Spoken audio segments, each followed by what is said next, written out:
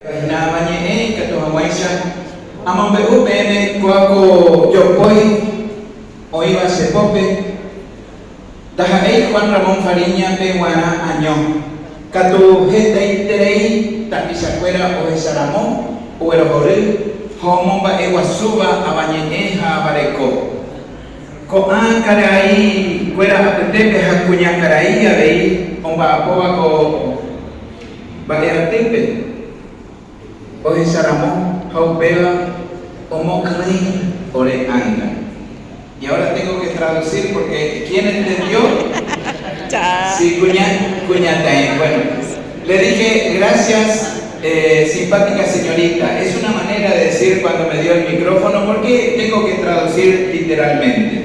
Y digo que esta mañana realmente estoy inmensamente desbordado de felicidad porque este reconocimiento que tengo aquí en la mano no es para Juan Ramón Fariña solamente, sino para un sinfín de personas que valoran, que toman noción y que engrandece nuestra cultura y nuestra lengua autóctona, que lo vine repitiendo en varias oportunidades.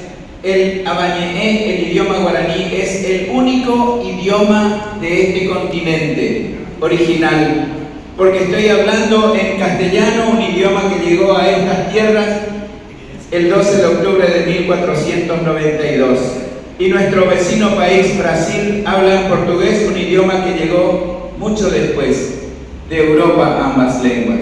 Y nosotros tenemos la posibilidad de reconocer y de valorar al idioma guaraní. Por eso, esto es significativamente importante para un montón de gente que valora, que apoya, y tener hoy el reconocimiento de las autoridades de este honorable Consejo Deliberante, del concejal Francisco Fonseca, de todo el equipo de hombres y mujeres que hacen a este recinto, a esta institución, no puede menos que darle un cri se agape, dije, una cosquillita en mi alma.